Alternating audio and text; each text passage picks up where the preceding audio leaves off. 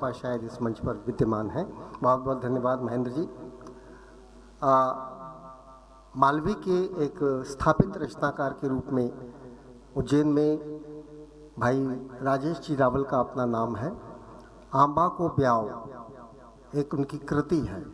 मैंने इसको सुना है बहुत अच्छे से कि आंबा की बारात में कौन कौन लोग आए थे और किससे उसका विवाह हुआ, क्या क्या बना था और कौन कौन ने क्या क्या हरकतें की, पूरा विवरण उसमें दिया हुआ है। भावसार बा की स्मृतियाँ पूरी तरह उस कविता में, उस रचना में, उस कृति में दिखाई देती हैं। ऐसे रचनाकार आज हमारे बीच मुख्य वक्ता के रूप में विद्यमान हैं। बहुत ही सम्मान के साथ मैं आमंत्रित करता हूं आदरणीय डॉक्टर राजेश रावल सुशील को, वे आए और भावसार बा को स्मरण करने में हमें सहयोग करें। आदरणीय राजेश जी।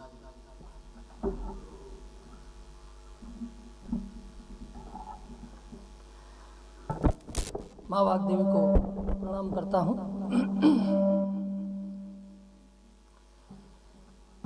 या देवी सर्वभूतेषु विद्यारूपेण संस्थिता नमस्तस्यै नमस्तस्यै नमस्तस्यै नमो नमः। माँ शारदे के नमन करूं। परम श्रद्धेय श्री टीकमचंद जी भावसार बा की कर्मभूमि महाकवि कालिदास की नगरी में विराजिया बाबा महाकालेश्वर को मैं इस मंच के माध्यम से यहीं से प्रणाम करता हूं।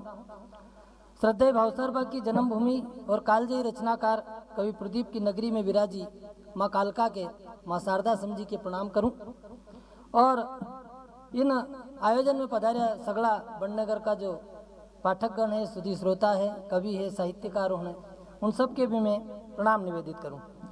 साहित्य अकादमी मध्य प्रदेश संस्कृति परिषद, मध्य प्रदेश शासन संस्कृति विभाग द्वारा आयोजित मालवा की सौंधी गंध भावसार बा स्मृति समारोह 2022 शीर्षक से आयोजित अणिमहिनी समारोह में अपनी महती भूमिका निभावाला साहित्य अकादमी का निदेशक, वरिष्ठ साहित्यकार अने विश्व स्तरीय पत्रिका जिसे अपन देवपुत्र का नाम से जाना, उस विश्व स्तरीय पत्रिका देवपुत्र का पूर्व संपादक हमारा बीच में आदरणीय भाई साहब डॉक्टर विकास जी दवे, मैं उनका आभार के साथ प्रणाम करूं अने धन्यवाद ज्ञापित करूं कि उनने भावसार जैसा जो कलमकार है उनकी स्मृति में आयोजित इन आयोजन में मारे बुलायो।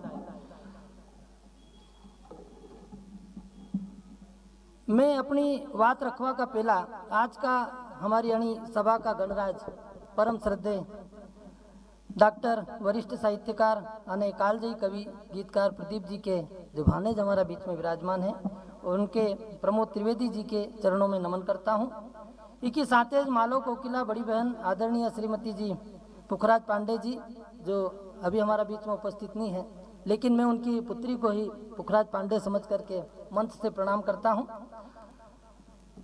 निवेदित करता हूँ। और आखिरी में अणी आयोजन समारोह की नींव में विराजिया मारा बड़ा भाई आदरणीय श्री जीवन प्रकाश जी आर्य अने श्री चेतनपुरी गोस्वामी जी बड़नेगर नगर का सगड़ा कवि साहित्यकार, पाठक, श्रोता अने सेवा भाव से जुड़िया साहित्य परिषद का सदस्य उनके भी मैं इन मंच का माध्यम से नमस्कार करना चाहूँ। मारो परिचय दवे साहब ने पहले ही दे दिया है कि मैं पेशा से डॉक्टर हूँ और मालवी में रचना कर्म करता हूँ। 3 पीजी मैंने किए हैं, हिंदी साहित्य से, ज्योग्राफी से और ज्योतिष से। बीए में एमडी किया है। लेकिन आज हमारा गर्व है कि अगर मैं मालवी में नहीं लिखता और अगर हिंदी में लिखता तो शायद ये मंच हमारे नहीं मिलता। बहुत सारा हमारा झलक निगम जी क्या करता था इन विषय में कि बेटा ऐसी जगह बैट घुमाओ जहाँ कोई खिलाड़ी नहीं हो तो सीधो छक्को या चौको जाएगा। याद छक्को पड़ियो है। मैं पहली बार मंच पर आया हूँ आपका बीच में व्याख्यान का रूप में, क्योंकि अभी तक तो मैं कवि सम्मेलन का मंच पे ही पढ़ते रही हूँ और आज यदि पहली बार में हमारे भावसार बा को मंच मिलियो है तो मैं चाहूँगा कि या माँ सरस्वती की, बाबा महाकाल की हमारा ऊपर कृपा वही है होते रहें। तो निश्चित रूप से मालवी में लिखने वालों को एक पत्रिका भेजनी हो तो अन्य से नहीं पूछना पड़े, डायरेक्टली उठाए और उज्जैन के सभी कवि साहित्यकारों को वो लेटर पहुँच जाए। उसमें दादा मैं बताना कभी मंच नहीं मिले, उन 17 लोगों को भी कहीं बुलाया नहीं जाए। मेरे पास में बैठे हैं आपके पास अनुज जी, ये मेरे गांव के पास के हैं। जब इनसे मैं कहता हूं कि मालवी में लिखो तो इनको एक ज जवाब रहे, कहीं होगा मालवी में लिखवा से कौन बुलाएगा और कहाँ छपेगा। नई दुनिया को एक कालम चलता तो थोड़ी घनी वो बंद हुई है, उसका बाद में कहाँ छपे। ना कोई पत्रिका है, ना कोई अखबारों के स्थान दे। तो यदि मालवी में लिखवा लो, यदि लिखी भी ले तो के करे कहीं अपनी औलाद है, और यदि उसकी अच्छी नौकरी नहीं लगे तो उन औलाद से कई फायदा, या अगर वो सेवाभावी नहीं हो तो कई फायदा। समाज में अपनी रचना गई ज नहीं तो उन रचना लेखन को औचित्य कहीं को उद्देश्य कहीं वो समाज में जाएगी, प्रसारित होगी, लोग उनका उससे कहीं ना कहीं प्रेरणा मिलेगी, तो उन रचना की सार्थकता है। भावसार बापे जहाँ तक मैंने तो उनके जब वो मैंने कभी उनके साथ मंच नहीं पढ़ा, उनको पढ़ा बहुत है, और उनको पढ़ा है इसीलिए आज मेरे बड़े भाई जीवन प्रकाश आर्य जी कहते हैं कि उनकी रचनाओं में भावसार बा की झलक दिखाई देती है। हम जो पढ़ेंगे, जो सुनेंगे, जो गुनेंगे, वही हमारे साहित्य में आएगा। जिनको हमने पढ़ा है वही हमारे साहित्य में उसकी झलक दिखाई देगी। जहाँ तक भावसार बा का लेखन અને व्यवहार का ये यूँ कही सका कि उनका व्यक्तित्व અને कृतित्व की बात है, तो बड़ी आदर અને श्रद्धा के साथ जतरो मैंने उनके पढ़ियो, समझो અને जान्यो और सुन्यो, उनके मैंने अपना जीवन में उतारवा की कोशिश करी है। आप बड़नगर वासी और उनके मारे से ज़्यादा जानता होगा, क्योंकि आप तो यहीं रहो, उनसे ज़्यादा जानकारी आपकी होगा। लेकिन चूंकि हमारे इन मंच का माध्यम से उन पर बोलवा को आदेश हुआ है, तो मैं अपनी कुछ बात उनका बारे में रखवा को प्रयास करूं। अपनो लेखन उनने जारी रखियो करीब 25, 30, 35 साल तक, और उन्हीं दौरान यह जो किताब आई मोती वेराना, आदरणीय श्रद्धेय डॉक्टर शिव चौरसिया जी ने इनमें उनको बहुत सहयोग करियो। उनने खुद अपनी बात में लिखियो है, और भी यो भी लिखे कि मैं कोई कवि नहीं हूँ, लेकिन मंच का माध्यम से जो हमारा आशीर्वाद मिलियो, मैं उके ही अपनो प्रसाद समझू। जब तक मंच का कवि, मुझे नहीं मालूम मंच कवि सम्मेलन कब से प्रारंभ हुआ है, लेकिन जब से कवि सम्मेलन प्रारंभ होया होगा, कवि साहित्यकारों की दो जमात होगी, मंची कवि और साहित्यिक कवि। साहित्यिक कवि मंची कवि को निकृष्ट बताते हैं कि अरे तो कहीं भी लिखी दे, कहीं भी बोल दे मंच पे, इनमें कहाँ साहित्य। हमारा भी तो भावसार बा है, यदि कहीं भी लिखी देता तो आज इनकी स्मृति में साहित्य परिषद आयोजन नहीं करता। तो मंची कवि की एक परंपरा और साहित्यिक कवियों की एक परंपरा, दो ही को निर्वाह दादा ने बहुत अच्छे से करियो, भावसार बा ने, क्योंकि इनकी मंच पे जो ठहाका लगता था। आज नरेंद्र नखेत्री जी कायथा वाला, उनसे हमारी बात हुई कि दादा आपने तो उनके देखा है, मन तो उनके देखा भी नहीं है, उनका बारे में कहीं बताओ, तो भी गदगद हुई गया। अगर डॉक्टर साहब भावसार बाग की तो कभी कोई कवि अच्छी रचना पढ़ दे तो भी वहीं उनके आशीर्वाद देता, वाह बेटा भारी लिखियो था ना यार, और उनकी आंख में आंसू ही जाता था। आज ऐसा कभी मिला कहीं कि अपन मंच पे कोई अच्छी रचना पढ़ाने भी वाह वाह कर दे, भी और ठंडा हुई ना बैठी जाए कि यार यो कहाँ से ले आए हो, अपना कन क्यों नहीं है यह बात। लेकिन भावसार बा ने कभी उनके आगे बढ़ाया, उनके प्रोत्साहन दियो। उनका बहुत सारा कवि है, सतीश सागर, सतीश श्रीवास्तव सागर हो, चाहे नरेंद्र नखेत्री जी हो, हमारा बीच में आदरणीय चांगेसिया जी बैठा है, भी इनका बारे में बताएगा जिनने मंच उनका साथ में पढ़ा। बहुत सारी रचनाओं, और जहाँ तक बात करें अपन मालवी की लोक भाषा की बचाव की, उनका संरक्षण, संवर्धन एवं विकास की, तो यह हमारे शर्म छोड़नी पड़ेगा मालवी बोलवा की। आदमी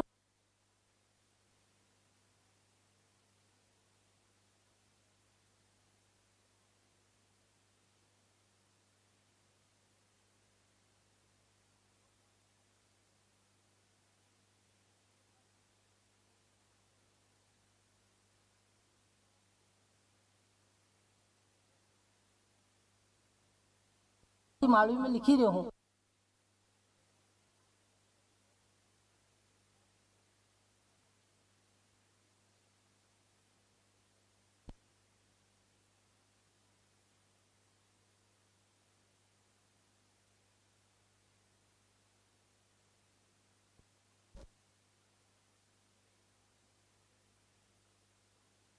संत बने, और फिर उसको मैंने एक स्क्रिप्ट तैयार,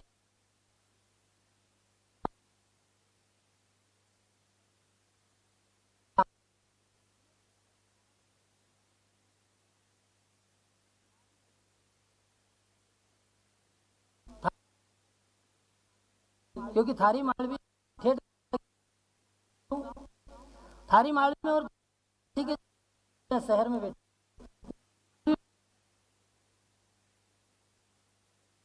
जो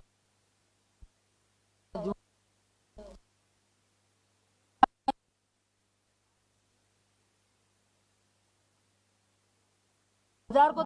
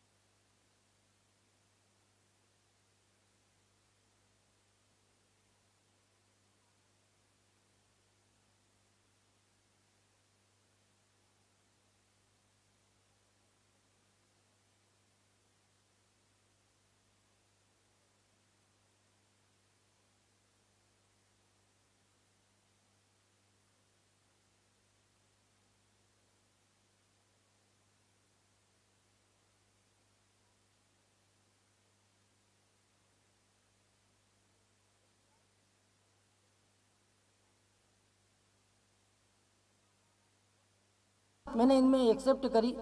हमारे खाली मालवी नहीं बचानी है, हमारे वहाँ की परंपरा भी बचानी है। वहाँ की जो लोक धुन है, जैसे हमारे बीच में दीदी बैठी है, लोक धुन कब जीवित रहेगी? यदि आप उन लोक धुन पे अपनी कविता लिख दो, उन्हीं लोक धुन पे, तो आपकी कविता तो जीवित रहे।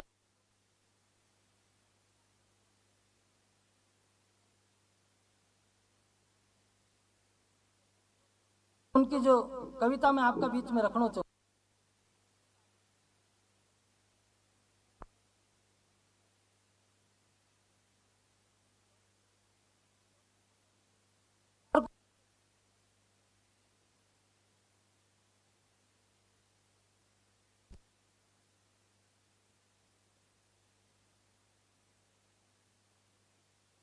देखिए जो राजस्थान से थोड़ी सी टच है कि लागी लीमड़ ले लिंबोड़ी लू मालूम, हो लागी लीमड़ ले लिंबोड़ी लू मालूम, बूंदी का रातालूम, पतझड़ में आशा बावड़ी जी। अबे बावड़ी शब्द दे दिया आगत को, वह बावड़ी समझ लेगा, हुआ वाली बावड़ी। और यह है अपने अंदर जो हरस उठती है वो शब्द कि सुवो बोलियो। अब उनका भावसार बा का एक प्रेयर, उनकी जो लिखने की जो शैली और उनके जो भाव, उसको देखिए। आपके जब तोता जो होता है उसके हाथ पैर ऐसे नहीं होते जैसे बंदर के होते हैं, लेकिन वो अपना घर बना लेता है। बांद्रा से घर नहीं बने। तो उन्होंने भावसार बने लिखियो कि सुवो बोलियो देखी चोमा सारो ढंग, थारो मन क्या जैसो अंग, बांधो भई बंदर टापरी जी। ओ सुवो बोलियो देखी चोमा सारो ढंग, थारो मन ख्या जैसो अंग, बांधो भई बंदर टापरी जी। के यो तो बढ़ता जड़ता जावा लागो जेठ, संदेशो लईने ठेठ, आंधी की पकड़ी आंगली। जेठ महीनों जब जाता है, जेठ का महीना, तो उसके साथ आंधी जो उठे, आंधी झंझावात जो बारिश के टाइम में वो चला जाता है। कितना बढ़िया चित्रण की आंधी की पकड़ी आंगली जी, आंधी की उंगली पकड़ के जेठ चला गया है। और यो तो या तो गोये उभी गदरानी खजूर, फल लागी र्या भरपूर, नाचे जन मीरा बावरी जी। के कोयल बोली जाने बागारी गण गोर, मगरा पे बोलिया मोर, मैं आओ निबर से बादली जी। अब यदि अपन ग्रामीण परिवेश में नहीं हाँ और शहर में बैठी नहीं, यदि अपन मालवी में भाषा तो कहीं भी बैठ के सीखी जा सके। आज इंटरनेट का युग है, आप अमेरिका की कोई सी भी लोक भाषा आप नेट पे सीख ही सको, लेकिन वहाँ की जो वातावरण, वहाँ को जो पर्यावरण, वहाँ को जो परिवेश, वहाँ की जो ग्रामीण उनका संस्कार विचार आचार, ये कैसे आएगा? जब तक आप उनमें रचो बसो नहीं गा तब तक ये चीज़ नहीं आएगी। बाकी तो इंटरनेट से आप सब सीख जाओगा।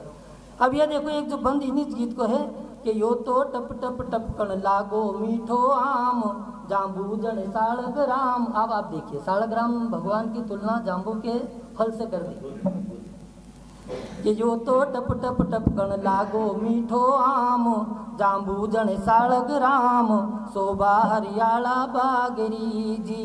यो तो इंदर सुमरे गाया रो गुवाल, पानी बिन सूको माल, बरसी ने भर दो छापरी जी। कि धरती मारूणी ढोला की जोवे बाट, खेता जाने राली खाट, तपसण सी तपस्या टापरी। ये अब यदि की धुन मारे मालूम नहीं होए तो ये गीत इतना आनंद नहीं देगा जितना आपके अभी सुनवा में आनंद दे रहे। गीत को आनंद की धुन से, और यदि लोक भाषा की धुन भी हमारे रखनी है तो हम निश्चित रूप से, ऐसा कोई ज़रूरी नहीं। अभी क्या हुआ भाई साहब कि मैंने 2-4 गीत लोक धुनों पे लिखे हैं तो लोगों ने यूँ कहना शुरू कर दिया कि राजेश रावल जी तो नकल करते हैं। अब नकल गाय की कर लिया भाई, ये जो लोक धुन या कोई हमारी अवगी तो नहीं है। हमारा बात भी कोई आवड़ो कभी आएगा तो वो निश्चित रूप से इन लोक धुन पर लिखना चाहिए। यदि उन लोक धुन पर लिखेगा तो ही तो लोक धुन जीवित रहेगी। लोक की वाणी लोक की धुन, वो क्या अपन नकल नहीं कह सकते। आने नहीं आया भरतार, वीरा श्रृंगार को अद्भुत उदाहरण मोती वीराना में आपने, और एक इनकी जो रचना धर्मिता को एक सशक्त उदाहरण यो कि अपन यदि विरह गीत लिखा तो उनमें विरह ही रहे, लेकिन इनका विरह गीत में आपके व्यंग दिखेगा, आपके हास्य दिखेगा। और यही कारण था कि इनका विरह गीत भी जो है मंची गीत हुआ। अब इसमें उन्होंने विरह गीत आयो नहीं आने नहीं आया हो भरतार, इनमें एक बंद का आप सुनिएगा कि काजल ढुलगियो आंजता, मारे हिंगड़ू हाथ नहीं आए, नथड़ी लेता आओ जो नहीं तो बेच बुरायो जाए। अब उसका अर्थ देखिएगा कि काजल ढुलगियो आंजता, मारे हिंगड़ू हाथ नहीं आए, और नथड़ी लेता आओ जो नहीं तो बेच बुरायो जाए, आने नहीं आया वो भरतार। महाकवि कालिदास जी द्वारा रचित ग्रंथ मेघदूत तो आप सबने सुनी होगा, पढ़ियो भी होगा, लेकिन ऐसो एक कविता भावसार ने भी लिखी कि बादल ने कूंगा, और बादल ने कहीं कूंगा कि परनी ने लाया चले मारे पाटे, सेंधी करी साहेब जी अन सेंधी बाटे। क्योंकि जब एक लड़की शादी करके दूसरे घर जाती है तो वहाँ के रीति रिवाजों में ढल जाती है, यहाँ के छोड़कर कि परनी ने लाया चले मारे पाटे, सेंधी करी साहेब जी अन सेंधी बाटे, मारी कणे कांकरी वाली वही की चाकरी, थे माने टूंगो मैं थाने टूंगा, बादल ने कूंगा। बादल को ये बात जो है बताऊंगा। एक पारिवारिक बात देखिएगा कि नाना देवरिया ने करी छेड़खानी, सुवावड़ में सुएगा आपके देवरानी, जाने मारी काया तम अब तक नहीं आया, कहीं देवर का जाया ने आड़े खोड़े लूंगा, बादल ने कूंगा। ये जो पारिवारिक जो एक महिला की टीस, एक महिला के हृदय की जो वेदना, जो भावसार ने अपना विरह गीत में होके रिसायत मालवी का और रचनाकारों का भी गीत है, मोहन सोनी जी ने भी बहुत गीत लिखा है, लेकिन इनकी जो गीत में जो एक ठसक जो आती थी अंदर से हुक उठ करके, वो इनके गीतों में हमें नजर आती। के तो बादरवा तू बण मारो डाकियो, थारो परिवार मारा सूरज ने ढाकियो। के तो बादरवा तू बण मारो डाकियो, थारो परिवार मारा सूरज ने ढाकियो, वी समंदर सी काया मैं नदी सी बाया, तू तो पूर चढ़ी पेरी ओढ़ी जई ने मिलूंगा, बादर ने कूंगा। ऐसी बहुत सारी रचनाएं कौन समझे नहीं लाए। विरह श्रृंगार की साथ साथ पारिवारिक पृष्ठभूमि के उगाड़ता गया, हंसी ठिठोली और व्यंग्यात्मक अंदाज में अपनी बात रखना कोई भावसार बात से सीखे। एक गीत और मैं आपके बीच में रखना चाहता हूँ, वैसा ही जो लोक धुन पर आधारित है। आपने एक गीत सुने होगा मालवी में, सड़क पर केसर की क्यारी, सड़क पर केसर की क्यारी, नवल बना सैरत सिणगारियो, हवा करो प्यारी सड़क पर। उसी गीत की धुन पर आपने एक गीत लिखा कि गया पीयूज परदेश सहेली मारा, अब तक आया ना, गया पीयूज परदेश सहेली मारा, अब तक आया ना, सियालों से भरता जाए उनाला, री धूप कुमलाय, भंवर जी ने पुण समझने लाए, भंवर जी ने पुण समझने लाए, कि बिछिया पेरिया बाजना सो मारे उंगली गड़ गयो डांड, जो उंगली में उसका जो डांड होता है, कि बिछिया पेरिया बाजना सो मारे उंगली गड़ गयो डांड, चले ननंद भाई धक्को देता जने उचक तो सांड। अब देखो आप ये विरह गीत है और इस विरह गीत में उसने जो एक छलांग मारी है तो श्रोता उठ करके खड़ा होता था। जैसे हमारे नखेत्री जी के कि जब बासा कविता पढ़ता था और बात उनको उपनाम हो गया था कि बा के तो रस्तों देखता है, अभी जब कवि सम्मेलन होता तो बा कर आएगा, बा के सुनी ने जाऊंगा, तो बा तो उनको उपनाम अपने आप जुड़ी गई। अब उन्होंने जो एक ये पंच मारा है कि बिछिया पेरिया बाजना सो मारे उंगली गड़ गयो डांड, चले ननंद भाई धक्को देता जने उचक तो सांड, पियर में बिल्कुल नी शरमाय करे चटका मन नहीं सुहाय, मारा चटका करे मारा सुहाय, पियर में बिल्कुल नी शरमाय करे चटका मन नहीं सुहाय, सियाड़ो सिया भरता जाए पियू जिन कुण समझने लाए। खेती की बात इसी गीत में उन्होंने रखी कि खेत खात से भर। अब आजकल तो कई उड़े रिया साहब तो कि हमारा खेत में अपन तो यूरिया उड़े रिया न, अपन ने 2 थैली पोटास उड़े दियो, कहाँ गई मालूम, सारा अंग्रेजी का शब्द है क्या। खेत खात से भरिया चढ़स चाल्या बिन सूखे पाट, तो पहले पाट होते थे चढ़स चलती थी, कि खेत खात से भरिया चढ़स चाल्या बिन सूखे पाट, सासू जी का आशीर्वाद की नित उठ जाऊं बाट, डोकरी नित मंदरिए जाए, डोकरी नित मंदरिए जाए, देवरो धोके भेंट चढ़ाए, सियाड़ो सिया भरता जाए, बल मुझने कौन समझ।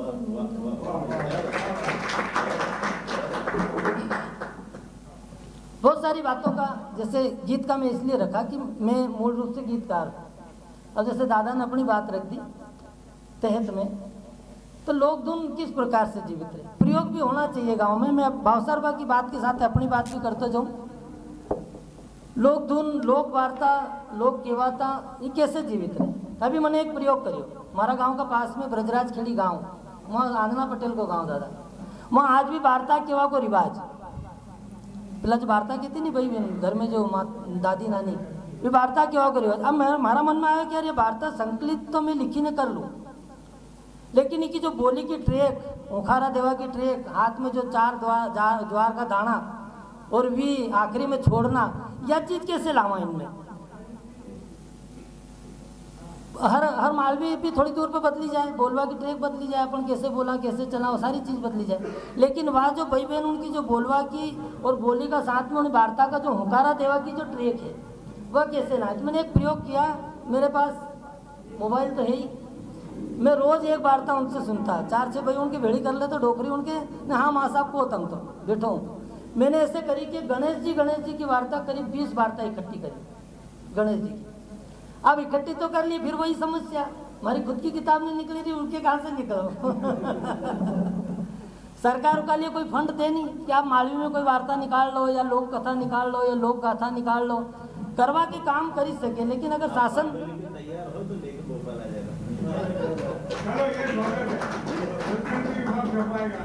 तो मैंने एक प्रयास किया कि उस किताब के साथ में जैसे मालवी की वार्ता है उनको हिंदी अनुवाद उनका साथ में, ताकि वो हिंदी वाला भी उन वार्ता के पढ़ी सके, और साथ में उनकी CD वीडियो की जैसे उनकी वार्ता उनने की बात एक छोटी सी, तो वह चीज़ बनी जाए। उनकी एक बहन की छोटी सी वानगी दई के मैं अपनी बात रखना चाहूँ।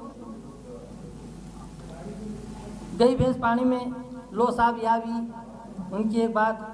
और एक दूसरी बात उनका भावसरबा की कविता में देखा के मिली कि आसपास का जितना गामड़ा गोठड़ा है करीब करीब सबके बाद जानता था।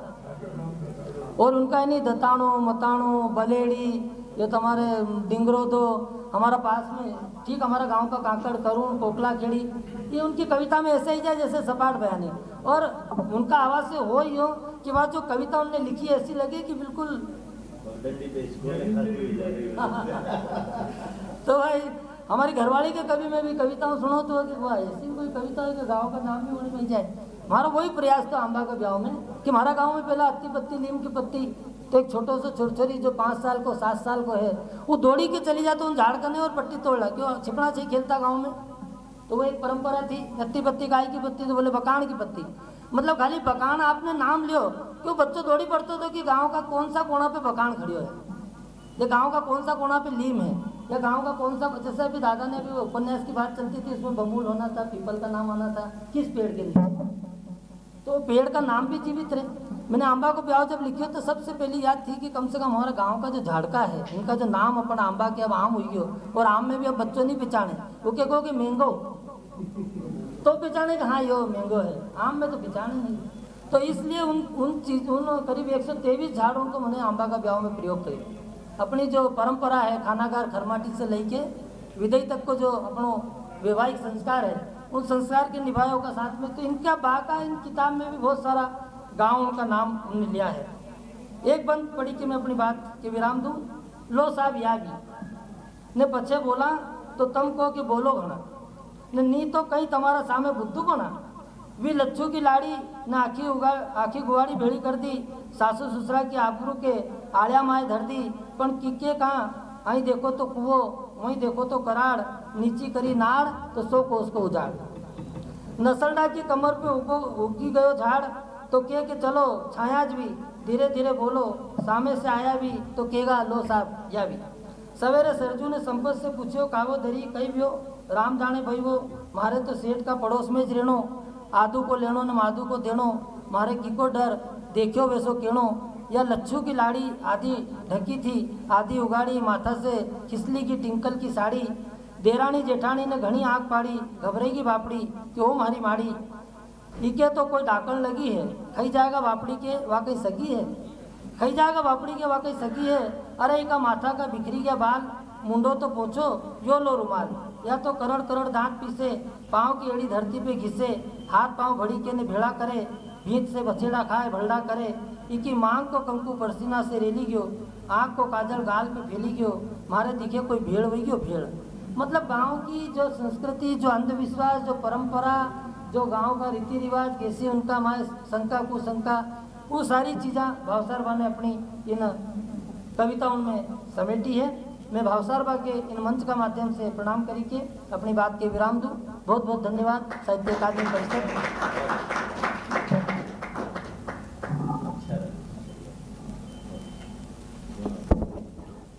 मालवी की रचनाकार आदरणीय भावसार बा की रचना संसार को हमारे बीच मूर्त रूप देने वाले आदरणीय रावल जी, मैं भी पहली बार समझ पा रहा हूँ कि हिंदी की तरह मालवी में भी रस सिद्धांत काम करता है, और श्रृंगार भी है, विरह भी है, भयावह रस भी है, सारे रस मिलते हैं और उन रसों का अपना एक प्रभाव होता है और पूरी संस्कृति उसमें सजीव हो उठती है। ये सारी बातें आज हमारे बीच, यदि हम राजेश जी को नहीं सुनते तो संभवतः इन सारे प्रसंगों से अनभिज्ञ रहते। इन प्रसंगों से हमको अवगत कराने के लिए बहुत बहुत धन्यवाद। और हम इस आयोजन को अपनी पूर्णता की ओर ले जा रहे हैं। श्रद्धेय डॉक्टर प्रमोद जी त्रिवेदी हमारे बीच विद्यमान हैं, एक वरेण्य कवि परिवार से ब्याहते हैं और बड़नगर की माटी के इस अनुष्ठान के यजमान भी हैं। मैं अध्यक्ष महोदय के रूप में आज के इस अनुष्ठान के यजमान के रूप में उन्हें सादर आमंत्रित करता हूँ, वे भी अपनी प्रणति निवेदन करें भावसार बा के स्मरण। आदरणीय प्रमोद जी।